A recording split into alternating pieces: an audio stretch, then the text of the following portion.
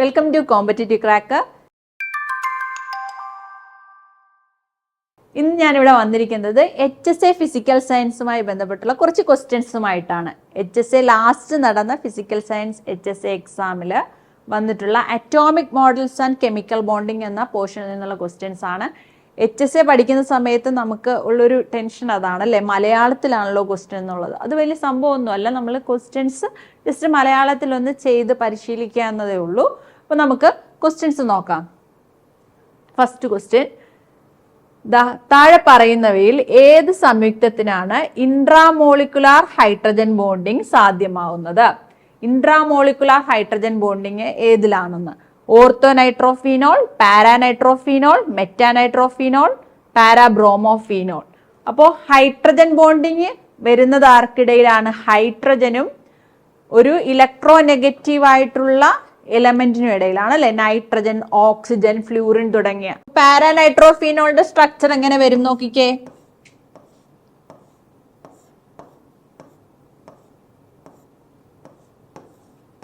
പാരാനൈട്രോഫീനോൾ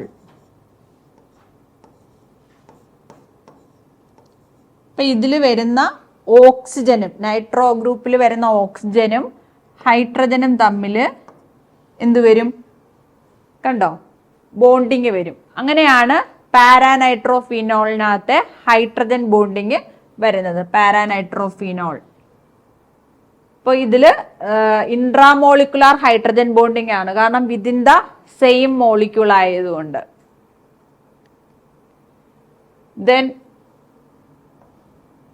next question, ഒരു atomic ഓർബിറ്റലിലെ ഇലക്ട്രോണിനെ തിരിച്ചറിയുവാൻ ഉപയോഗിക്കുന്ന ക്വാണ്ടം നമ്പർ ഏതാണ്? ഇലക്ട്രോണിനെ തിരിച്ചറിയാൻ ഉപയോഗിക്കുന്ന quantum number principal quantum number, azimuthal quantum number, magnetic quantum number and spin quantum number കൊടുത്തിട്ടുണ്ട്.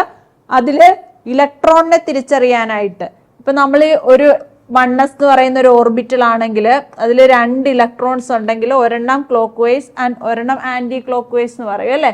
അപ്പൊ ഇലക്ട്രോണിനെ തിരിച്ചറിയാനുള്ള ക്വാണ്ടം നമ്പർ എന്ന് പറയുന്നത് സ്പിൻ ക്വാണ്ടം നമ്പർ ആണ്.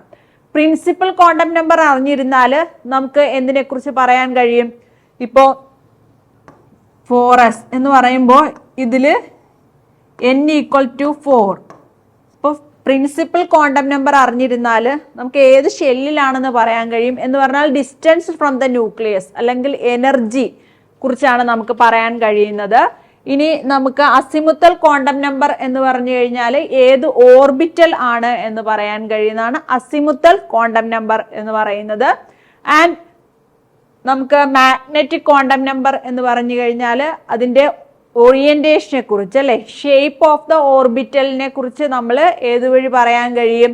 നമുക്ക് അസിമുത്തൽ ക്വാണ്ടം നമ്പർ പറയാൻ കഴിയുമെങ്കിൽ ആംഗുലാർ മൊമെന്റം ക്വാണ്ടം നമ്പർ അല്ലെങ്കിൽ അസിമുത്തൽ ക്വാണ്ടം നമ്പർ വഴി നമുക്ക് ഷേപ്പ് ഓഫ് ദ ഓർബിറ്റൽ പറയാൻ കഴിയും. മാഗ്നറ്റിക് ക്വാണ്ടം നമ്പർ വഴി അതിന്റെ ഓറിയന്റേഷനെ കുറിച്ച് പറയാൻ കഴിയും. അപ്പോൾ അതാണ് ക്വാണ്ടം നമ്പേഴ്സുമായിട്ട് ബന്ധപ്പെട്ട് ഇനിയും ഉറപ്പായിട്ടും ക്വസ്റ്റ്യൻസ് വരുന്ന ഏരിയ ആണ്. അപ്പൊ നമുക്ക് നെക്സ്റ്റ് ക്വസ്റ്റ്യൻ നോക്കാം. ഒരു അറ്റോമിക് ഓർബിറ്റലിൽ ഉൾക്കൊള്ളിക്കാവുന്ന പരമാവധി ഇലക്ട്രോണുകളുടെ എണ്ണം 2 നിജപ്പെടുത്തിയിരിക്കുന്നത് ഏത് നിയമം വഴിയാണെന്ന്. അപ്പൊ നമുക്ക് ഏതൊക്കെ നിയമങ്ങളുണ്ട്? Of-bough principle, Hund's rule of maximum multiplicity, polis exclusion principle. അപ്പൊ അത് മലയാളത്തിൽ വന്നുകൊണ്ടാണ് പോളിയുടെ തിരസ്കരണ നിയമം, ഓഫ്-ബാവ് പ്രിൻസിപ്പിൾ, ഹണ്ട് നിയമം. അപ്പൊ ഈ ഇതിൽ ഏതാണ്? പോളിസ് എക്സ്ക്ലൂഷൻ പ്രിൻസിപ്പിൾ പറയുന്നത് എന്താണ്? No 2 electrons in an atom can have all the 4 quantum numbers same. ഒരിക്കലും ഒരു ആറ്റം എടുത്തു കഴിഞ്ഞാൽ നമുക്ക് അതില് 4 ക്വാണ്ടം നമ്പേഴ്സ് ഒരേപോലെ വരുത്തില്ല. അത് പറയുന്ന നിയമമാണ് പോളിസ് എക്സ്ക്ലൂഷൻ പ്രിൻസിപ്പിൾ എന്ന് പറയുന്നത്. അപ്പൊ നമുക്ക് അവിടെ വ്യത്യാസം വരുന്ന ഒരു ക്വാണ്ടം നമ്പർ എന്ന് പറയുന്നത് ഇപ്പൊ സ്പിൻ ക്വാണ്ടം നമ്പർ. ഈ ഒരു കേസ് നോക്കിക്കഴിഞ്ഞാൽ അവിടെ വ്യത്യാസം വന്നിരിക്കുന്നത് സ്പിൻ ക്വാണ്ടം നമ്പറിനാണ്. ഒരെണ്ണം +½ ഒരെണ്ണം -½ അപ്പൊ അവിടെ 2 ഇലക്ട്രോണിന് മാത്രമേ സാധ്യമാവൂ എന്നതാണ്. മൂന്നാമതൊരു സാധ്യത അവിടെ ഇല്ലല്ലോ. അപ്പോൾ പോളിസ് എക്സ്ക്ലൂഷൻ പ്രിൻസിപ്പിൾ അനുസരിച്ചിട്ടാണ് ഒരു അറ്റോമിക് ഓർബിറ്റലിൽ ഉൾക്കൊള്ളാവുന്ന പരമാവധി ഇലക്ട്രോണുകളുടെ എണ്ണം 2 നിജപ്പെടുത്തിയിരിക്കുന്നത്. അപ്പൊ അത് ക്ലിയർ ആണല്ലോ. അതാണ് പോളിസ് എക്സ്ക്ലൂഷൻ പ്രിൻസിപ്പിൾ എന്ന് പറയുന്നത്. ഇനി ഹൺസ് റൂൾ എന്താണെന്ന് അറിയാലോ. ഹൺസ് റൂൾ എന്ന് പറഞ്ഞു കഴിഞ്ഞാൽ നമുക്ക് പെയറിങ് നടക്കണമെന്നുണ്ടെങ്കിൽ എല്ലാം സിംഗ്ലി ഒക്കുപ്പൈഡ് ആയതിനു ശേഷം മാത്രമേ പെയറിങ് നടക്കത്തുള്ളൂ എന്നതാണ് ഹൺസ് റൂള് പറയുന്നത്.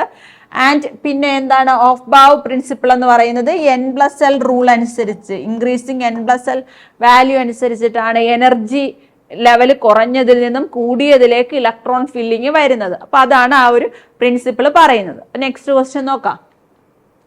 നെക്സ്റ്റ് ക്വസ്റ്റ്യൻ ഹൈബ്രിഡൈസേഷനുമായിട്ട് ബന്ധപ്പെട്ടുള്ള ക്വസ്റ്റ്യൻ ആണ്. അതും നമുക്ക് ഉറപ്പായിട്ടും വരുന്ന ഒരു ക്വസ്റ്റ്യൻ ആണ് ഹൈബ്രിഡൈസേഷൻ. ഇപ്പൊ XeF2 എന്ന സംയുക്തത്തിൽ Xe-ന്റെ ഹൈബ്രിഡൈസേഷൻ പറയാനായിട്ടാണ്. അപ്പൊ XeF2 എന്ന് പറയുമ്പോഴത്തേക്ക് നോക്കിക്കേ, XeF2 അതില് Xe വരുന്നത് 18ാമത്തെ ഗ്രൂപ്പിലാണെന്ന് നമുക്കറിയാം. അപ്പൊ 18 ഗ്രൂപ്പ് ആകുമ്പോൾ വാലൻസ് ഇലക്ട്രോൺസിന്റെ എണ്ണം 8 എണ്ണമാണ്. അപ്പൊ വാലൻസ് ഇലക്ട്രോൺസ് 8 ഉള്ളതില് 2 എണ്ണമാണ് ബോണ്ട് ഫോം ചെയ്തിരിക്കുന്നത് അല്ലെ, 2 ഫ്ലൂറിനുമായിട്ട്. അപ്പൊ അവിടുത്തെ ബോണ്ട് പെയർ ഓഫ് ഇലക്ട്രോണിന്റെ എണ്ണം 2 ആണ്. ബോണ്ട് പെയർ ഓഫ് ഇലക്ട്രോണിന്റെ എണ്ണം 2 ആണ്. അപ്പൊ വാലൻസ് ഇലക്ട്രോൺസ് ടോട്ടൽ 8 ഉണ്ട്. അപ്പൊ 8 - 2 ഈക്വൽ ടു 6 ഇലക്ട്രോൺസ് ആണ് ബോണ്ടിങ്ങിൽ പങ്കെടുക്കാതെ നിൽക്കുന്നത്. പങ്കെടുക്കാതെ നിൽക്കുന്ന 6 ഇലക്ട്രോൺസ് ഉണ്ടെന്ന് പറഞ്ഞാൽ അർത്ഥം ലോൺ പെയർ എത്ര എണ്ണം ഉണ്ടെന്നാ 6/2 3 ലോൺ പെയർ ഉണ്ട്. അപ്പൊ നമുക്ക് bond pair plus lone pair നോക്കിക്കഴിഞ്ഞാല് H ഈക്വൽ ടു 5 എന്ന് കിട്ടി. അപ്പൊ H ഈക്വൽ ടു 5 വന്നാൽ ഏതാ ഹൈബ്രിഡൈസേഷൻ? sp3 വന്നു കഴിഞ്ഞാൽ 4 ആണ്. sp3 ഡീഹൈബ്രിഡൈസേഷൻ. അപ്പൊ XeF2ന്റെ ഹൈബ്രിഡൈസേഷൻ ഏതാണ്? sp3 ഡീഹൈബ്രിഡൈസേഷൻ. ഹൈബ്രിഡൈസേഷനുമായിട്ട് ബന്ധപ്പെട്ടുള്ള വീഡിയോ നമ്മൾ കിടപ്പുണ്ട്. അപ്പൊ അതുകൂടെ നിങ്ങൾ എടുത്ത് കാണുക. അതില് ട്രിക്സ് പറഞ്ഞിട്ടുണ്ട് ഹൈബ്രിഡൈസേഷൻ കാണാനുള്ള. ഓക്കെ, അപ്പൊ നോട്ടിഫിക്കേഷന് വേണ്ടി കാത്തിരിക്കാനുള്ള സമയം നമുക്കില്ല. കാരണം എല്ലാവരും പഠിച്ചുകൊണ്ടിരിക്കുകയാണ് HSA ഫിസിക്കൽ സയൻസിന് വേണ്ടി. വളരെ കോമ്പറ്റീറ്റീവ് ആയിട്ടുള്ള എക്സാം ആണ്. നമ്മൾ CCയുടെ പുതിയ ബാച്ച് തുടങ്ങിയിട്ടുണ്ട്. അതിൽ ചേർന്നുകൊണ്ട് ഇപ്പൊ തന്നെ നമുക്ക് പഠിച്ചു തുടങ്ങാം. ഇതുപോലെ HSA ഫിസിക്കൽ സയൻസുമായിട്ടുള്ള കൂടുതൽ ഇൻഫോർമേറ്റീവ് വീഡിയോസിനായിട്ട് ചാനൽ സബ്സ്ക്രൈബ് ചെയ്യുക.